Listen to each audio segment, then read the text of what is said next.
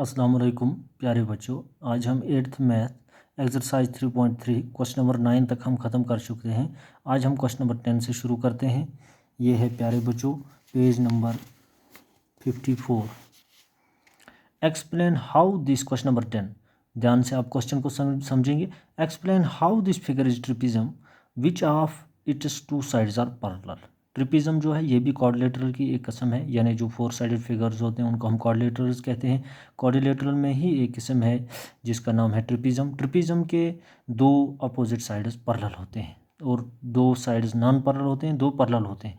तो सवाल हमें बता रहा है आप एक्सप्लेन करो कि ये फिगर कैसे ट्रिपिज्म है। Which of its two sides are parallel, इसके कौन से दो साइड्स पैरेलल हैं। तो हम यहाँ देखते हैं प्यारे बच्चों, ये हमें फिगर दी हुई है KLMN। इसमें हमें ये बताना है इसके कौन से दो साइड्स पैरेलल हैं।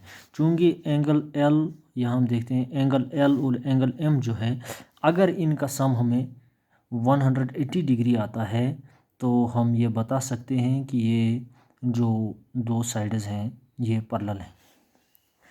यानी एंगल L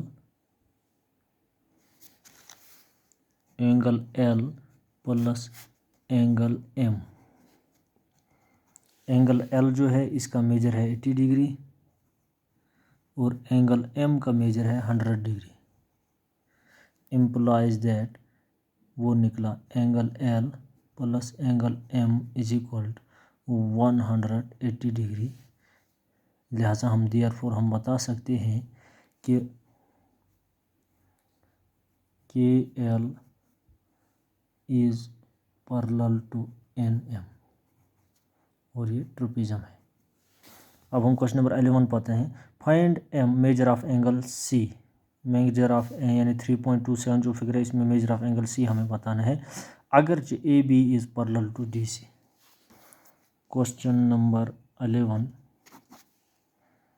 इसके सॉल्यूशन में हम, चूँकि हमें दिया हुआ है, आप देखिए यहाँ कि AB is parallel to AB is side AB। ये जो ऊपर लकीर है इसका मतलब है ये साइड है। Side AB is parallel to side DC, ये गिवन है।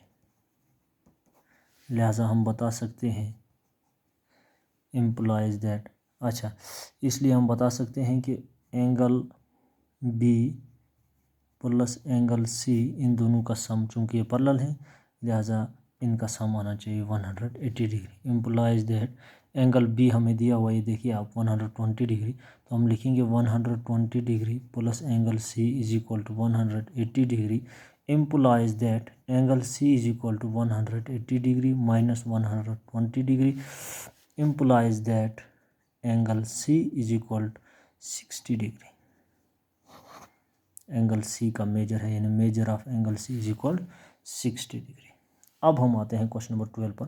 Find the measure of angle P and angle S if SP is parallel to side SP is parallel to side RQ in figure 3.28। यहाँ पर हमें पहले major of angle P बताना है। ये देखिए आप प्यारे बच्चों, मेजर ऑफ एंगल P, चूँकि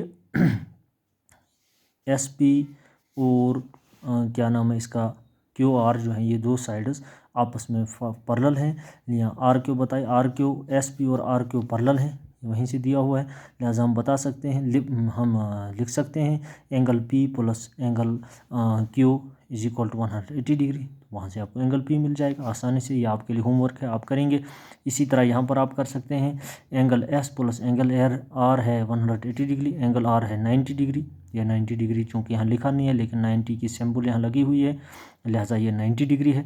आराम से आप एंगल S निकाल सकते हैं प्यारे बच्चों। जैसे मैंने यहाँ एंगल C निकाला, इसी तरह यहाँ आप एंगल S निकालेंगे। इन दो का सम है 180, ये 90 है, तो आसानी से आपको S निकल जाएगा। इसी तरह इन दो का सम है 180। क्यों है 180? क्योंकि ये दोनों पैरेलल हैं, वहीं से आपको दिए हुए हैं, ये दो साइड्स पैरेलल हैं SP और RQ। फिर क्वेश्चन आपको साथ में बता रहा है if you find measure of angle R is there more than one method to find measure of angle P। क्या एंगल P का मेजर निकालने के लिए हमारे पास कोई और मेथड भी है?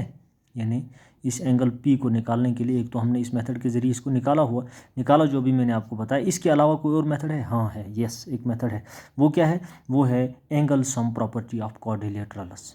कि जो भी कोई भी क्वाड्रिलेटरल जो होती है, यानी कोई भी 4 साइडेड जो फिगर होती है, उसके इंटीरियर चारों एंगल्स का सम होता है 360 डिग्री। उस से हिसाब से भी हम, चूँकि ये 90 है, सीधी सी बात है ये भी 90 होगा, क्योंकि इन दोनों का सम है 180। ये 90, ये 90, ये 130, आसानी से आप एंगल पी को निकाल सकते हैं। यानी हमारे पास दूसरा मेथड भी है, हम angle sum property of quadrilaterals के ज़रिए भी इसको निकाल सकते हैं। तो ये क्वेश्चन आपके लिए होमवर्क है, ये प्यारे बच्चों आप घर पर करेंगे। आज की क्लास में इतना ही।